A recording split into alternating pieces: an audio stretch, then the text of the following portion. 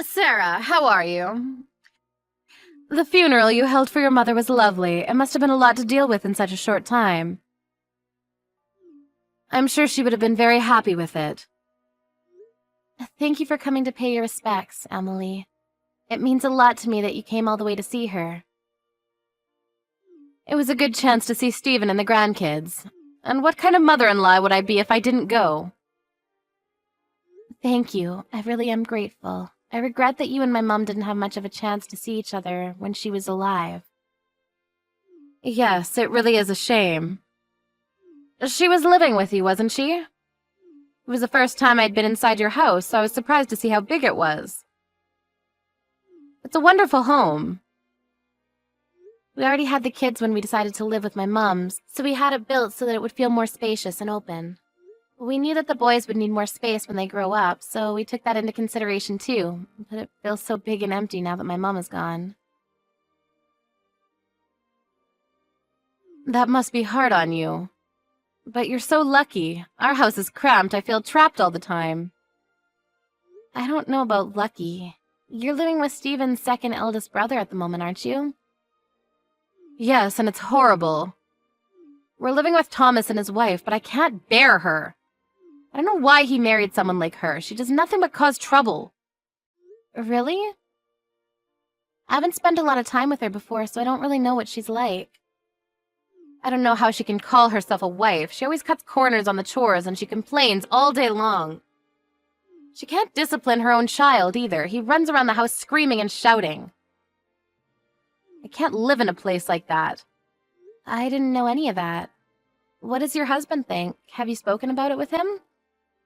That's the problem. She acts like such a good girl when he's around. When he's looking, she's the perfect daughter-in-law. She's so two-faced, it's very annoying. I guess that's why I don't feel like we can get on well. Is that so? That does sound problematic. It was a bad idea to start living with Thomas and his family to begin with. There was no way all of us would fit in such a small house. I don't know how they thought it could work. What do you mean?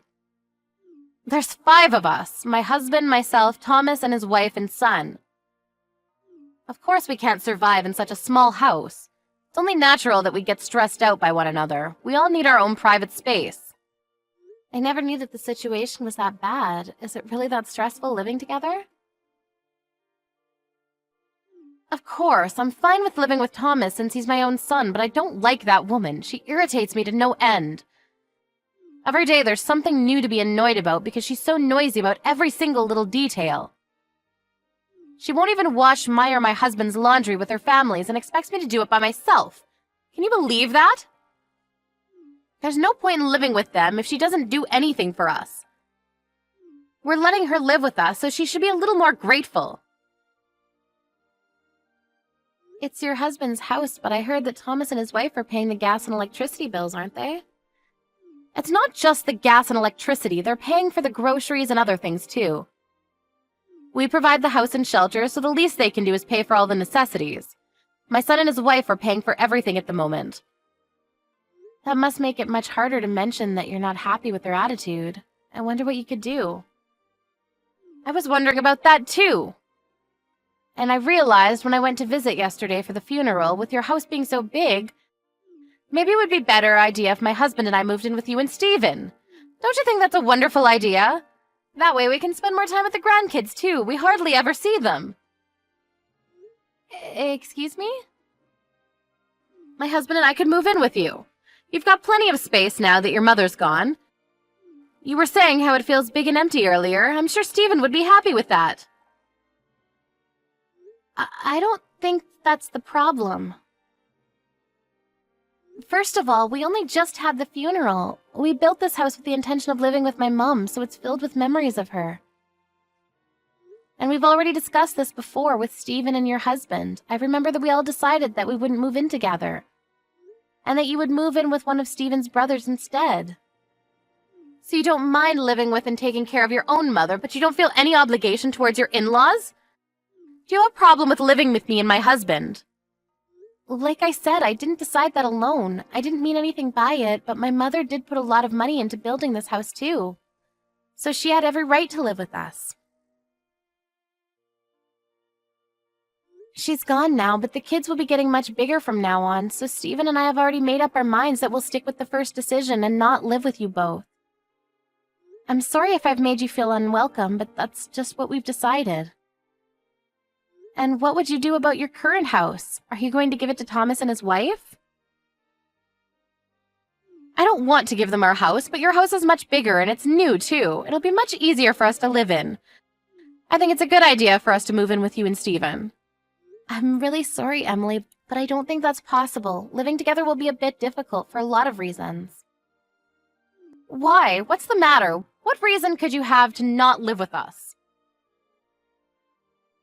Haven't you already spoken to Stephen about this? Stephen himself was saying that he didn't want all of us to live together. He was quite insistent on it. He always said that he didn't want to live together with his parents. This is why I have problems with you all. All 3 of the daughter-in-laws I have, and not one of them is respectful towards me. There's always one of you saying something insensitive like that. I thought that you were better than the other 2, but you're just the same. You don't think of us as family at all, do you? You're horrible. I don't think that at all. The biggest problem is that you have dog allergies. It's got nothing to do with you personally. We just can't have you staying with us when you can have a reaction. We have 2 dogs, so it really isn't possible for you to stay with us. That's why Stephen was so adamant about not living together.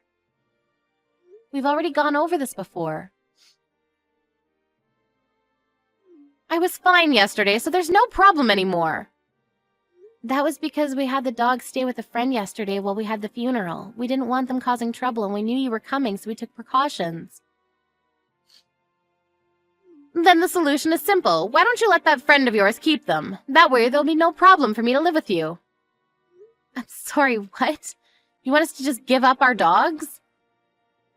Your husband's parents should be more important than some stupid dogs. Are you being difficult on purpose? If you want to keep your dogs, then you're just being selfish. Why don't you understand that you should prioritize us over everything? Please stop. I've had enough of your ridiculous comments. We won't let you live with us, and that's final. Do you realize that it's not your daughter-in-laws that have the problem, but you yourself? I know that you were living with Keith, your eldest son, until a few years ago. I also heard that you had problems with his wife, too. And that they had to go live elsewhere because of the stress she suffered. They moved out because they didn't want to live with you anymore. That wasn't my fault. You can't blame me for that. That was all her fault. She was flirting with my husband and trying to use him. I just made it clear that there are things she shouldn't do. On top of that, she didn't pay for anything when she first was living with us. She was asking us to pay half of the groceries and pay for half of the bills, just like Thomas's wife. I couldn't believe what I was hearing. She was requesting that we pay for things, even though we were letting her live in our house. It's not like she lacked the money. Both her and Keith were working. She could have paid for everything, but no, she was audacious enough to ask us to pay for half. I think that's normal. I don't understand what you're complaining about. Pardon? If you're going to live together, then it's only a matter, of course, that everyone puts some money forward. We were letting her live in our house. Why should we pay for anything? She should have been grateful she had a home. Why don't any of you understand that? All you want is money. My mom was paying for her own groceries and things. It was only fair since she was able to work still and had savings. It helped out a lot. She paid part of the cost of building this house and bought her own furniture instead of asking us to buy things she wanted. I don't care what your mother did, and Thomas is fine with paying for everything. Keith and his wife should have done the same. They're the ones being unreasonable. I heard that your husband is paying part of the bills at the moment. What are you talking about? Didn't you know? Because of the trouble you had with Keith and his wife, your husband's been paying for half of the bills and the groceries in secret. He's been handing it directly to Thomas. I didn't know that. Nobody told me anything about that. Why would he do that behind my back? He was apologizing to your son's wives on your behalf. Why? Why should he apologize? There's nothing to apologize for. He was apologizing because of the way you treated them and how you accused them of being gold diggers because they wanted you to pay for your own part. Even though it's not like you would be paying from your own pocket, you don't even work. So the one that would be paying is your husband. He apologized for how you forced them to cover all the bills and asked them to forgive you for your attitude. The only reason why they're being patient with you is because your husband is being so sincere. That's ridiculous. I'm right. Why should he apologize when I'm only saying what needs to be said? I just got a reply from Steven and he told me to tell you that he'll call you when he gets back home from work. Steven said that he'll call me? About moving in with you? And about your inappropriate comments, I think. Are you kidding? What inappropriate comments? It's only been a week since my mum passed away, but you're already talking about moving in because our house is much nicer and bigger. Don't you think that that's a bit too insensitive? I haven't been able to call or talk to him in person about it yet, but I can tell that Steven's pretty angry. Isn't he going to talk about moving in together? Of course not. There's another major reason why he said that he never wanted you to live with us. It's not just about the dog allergy you have. It's because you stressed Keith's wife out so much that she got depressed. I haven't done anything like that. Whatever happened to that woman was her own fault. Day in, day out, whenever you saw her, all you did was complain about the things she did. You talked loudly about her behind her back and didn't give her a moment of peace. Even though she was working full-time, she still pulled off doing all the chores, cooking, grocery shopping, all because you complained that she wasn't doing enough. She worked so hard to get you to like her, but nothing worked. I heard that you often threw away the dinners that she made for you and cooked your own. No wonder Steven doesn't want you to live in the same house as me. I was still young back then. I couldn't help it. That's your excuse for driving a person to depression? Do you really think that that's acceptable? It's about time you answered for what you've done. What are you talking about? Is anyone at home with you today?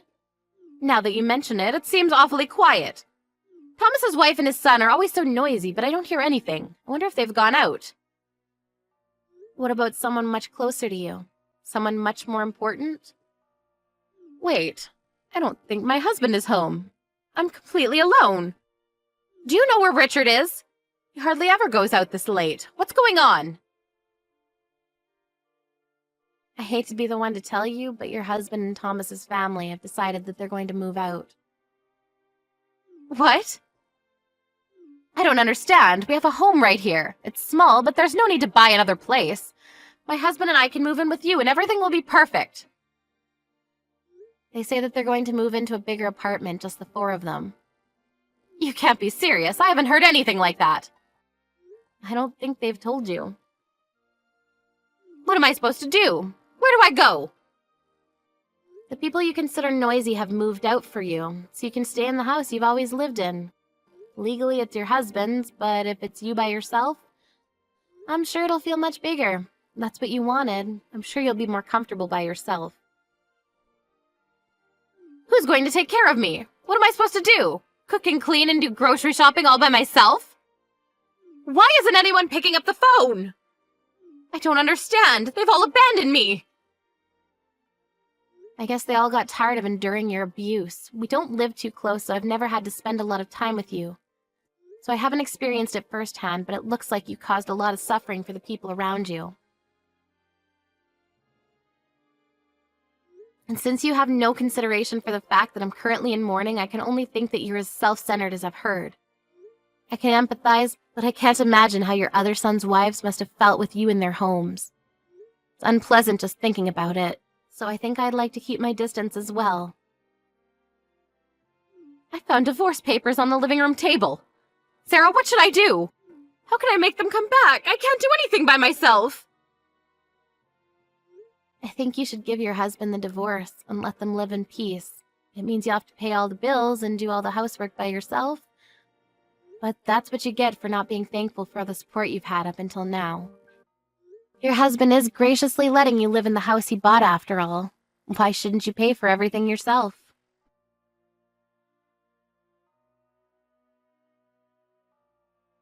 Thomas and his family moved out with Richard into an apartment, leaving Emily alone in her husband's house.